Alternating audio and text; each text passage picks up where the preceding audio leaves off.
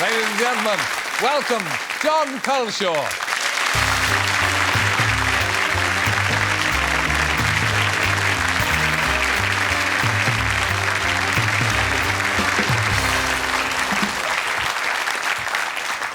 What's the reaction of young Osborne to your performance? Has he ever said? Yeah, I think he does. He likes it. He does. He likes it. But wait a minute. Does he?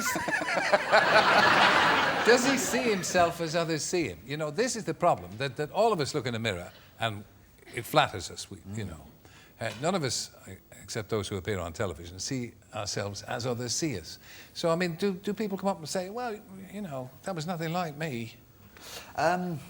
Some people kind of, maybe if they're a little bit vain, might say, I don't really do that, or I don't really do... You can't be in this business if you're not vain.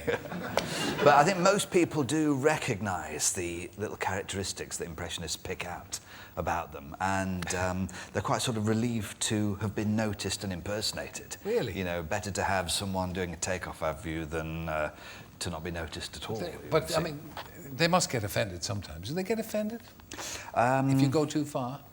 The only times that I can think of, not really offended, but, you know, Dale Winton did once say, no, I don't really do that, darling. Now, you leapt in there and you did the whole sweetheart, supermarket sweet thing. You know, I mean, that was a while ago. I think I'm a bit more sophisticated than that sweetheart these days. So, you know, some people will just give you some tips on how to update, you know, your impression of But them. again, to see yourself as others see you. Yeah. It's Ozzy, though, I think he does... He knows that, like, he's like, you know, a slurry sort of rocker, you know. That sort of thing. What about... Always slugging his hair like that. He did actually say, he said, it's good at that, but I think I'm more slurrier than you are.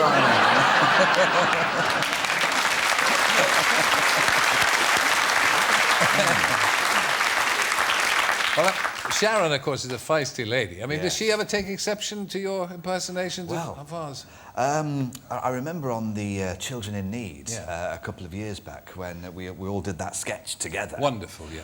And it's always great when you can go face to face with people who you impersonate, just to sort of like confront someone with their own voice and personality, and they sort of feel decoded, and they're sort of like a little bit, ooh, you know, a little bit on the back foot. But I remember backstage at that Children in Need, you know, Sharon, she actually grabbed me on the bum and she said, "Oh, I'm sorry, I thought you were my husband." But, she had a good firm grip. It was very nice. It's a fine thing in a woman, isn't it? Yes, it certainly is. Now, I was thinking, since you mentioned Children in Need 2 years ago, because you're a regular, and I'm so pleased that you join us every year, that you actually did the same thing with the Prime Minister. Yes, you indeed. interviewed the Prime Minister as the Prime Minister. Yeah. Yes, it was. That was a quite surreal afternoon. You know, the Prime Minister has all of these people surrounding him, and it's a very controlled environment. And they wanted to do something quite formal with not many jokes in it. But, you know, when you sort of get a word with the, you know, Prime Minister, and he's exactly as every sketch has ever parodied him. You know, he showed up in this big stateroom in Downing Street where we were going to record it, and Pudsey Bear in the middle, you know, just to make it more surreal. And Tony Blair actually comes along and he goes, right, OK, so what do you want to do, guys? You know? Like, you really do that. You really do. He's the old rocker, isn't he? I think he is, you know, furrowed brow, you know, emphatic hand gesture. He's very, you know, controlled, quite tense. You know, to do an impersonation of the Prime Minister is quite physically exhausting. At the moment, my arms are very tense, as though I'm lifting a heavy weight. And you know, my brow is very, you know, tense also, to the point where I'm sort of on the verge of a headache, so...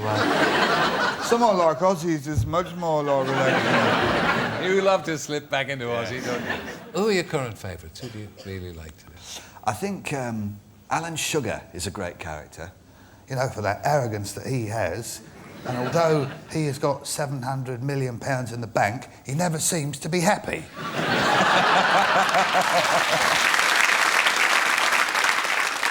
Impressionists like to think that they can impersonate talk show hosts from time to time, don't they? And frankly, I've never found one who I think Who the, didn't mix me up with Eamon Andrews. Yes. Bless him. Well, I think the whole thing about her is those wonderful peaks and troughs there. Nothing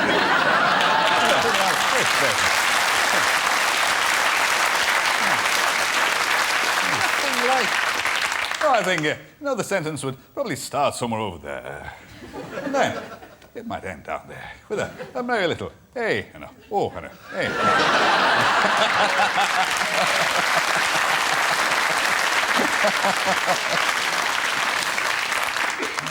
Who else? Who else in our number? Come on. I bet you can't do Michael Parkinson. Well, I suppose, Terry, it's very wonderful to speak to you on Now, that's good. That's really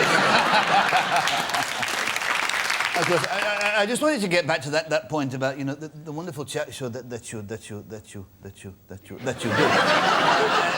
I remember I left the BBC and then you did a chat show, a very successful one for many years. And then I've left the BBC and you're doing another one, so it's very good. And I'm glad that you're taking my lead in that sort of. What did I ask you? Very good. Ladies and gentlemen, Terry Wogan. It's been a pleasure, ladies and gentlemen. Jon Culshaw.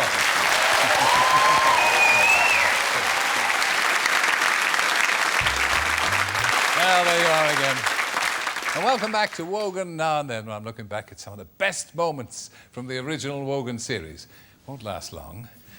I'm talking to some of the biggest stars of today and tomorrow and indeed the weekend if we get that far. Now, if you tune into the BBC on Saturday night, you may have noticed things are not all that they seem.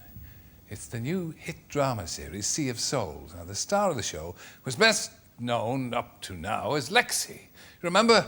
Feisty housekeeper in Monarch of the Glen. But that was until she started looking for the normal in the paranormal. Here she is, Dawn Steele.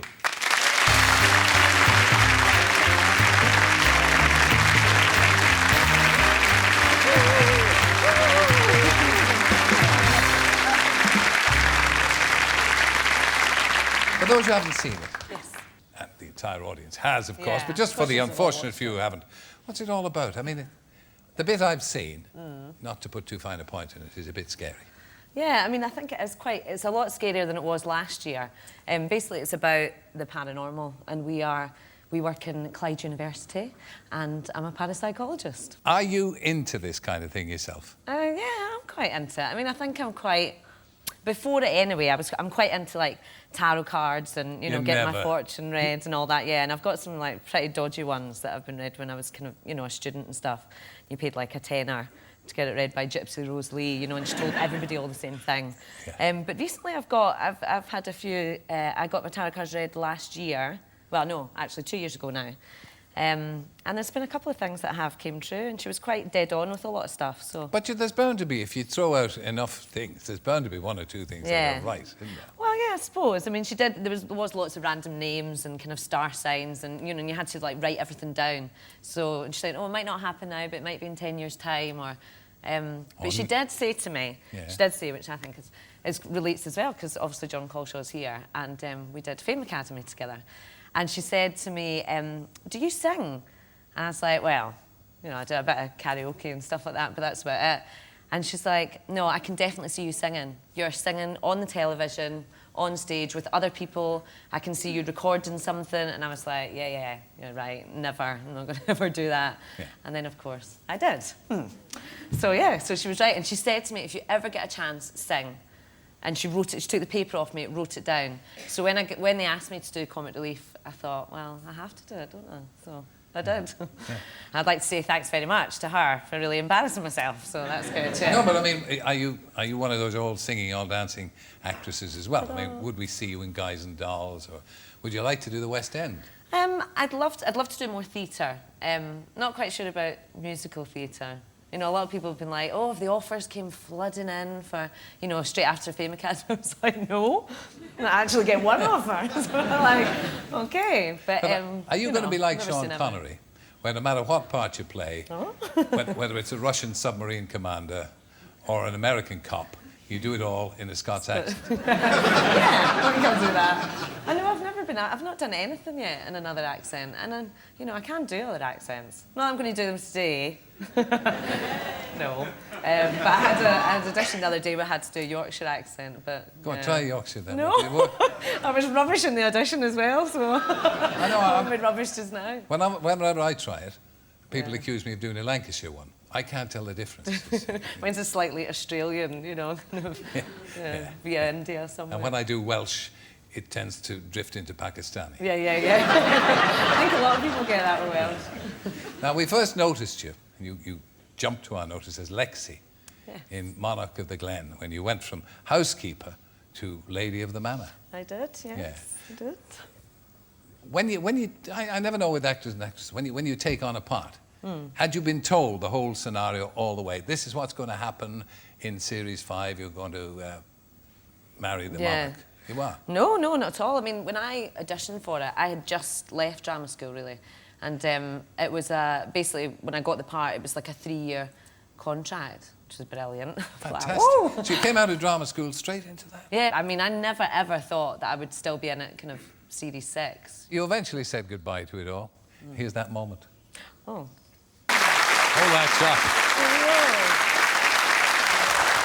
Now, you were on the show for 5 years, so it must have been difficult for you to leave. It was horrific leaving, actually. It was quite traumatic. I mean, I'm definitely ready to move on. You know, we'd done everything that you could do with Lexi. I mean, her mum had came back, her dad had came back, she'd been married, she was a laird, you know. So it was definitely felt the right time to leave, but just leaving everyone was just, I mean, being quite good because me and Hamish left at the same time. Hamish, who plays Duncan. Yeah. So he took kind of some of the pressure off at the kind of leaving party because I literally couldn't speak, like for the speeches and all that. I just couldn't because I was crying so much.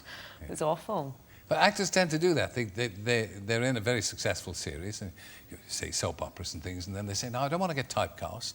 Yeah. And then they leave, and 3 years later, they come back starving and penniless. Yeah. Do the role Thanks, again. Terry. I could actually look forward to Well, look, we wish you the very best of luck Thank you very in everything much. that you do, and it's so nice to see you. Thank you. Thank It's you very for nice to joining be us. here. Thank you very much.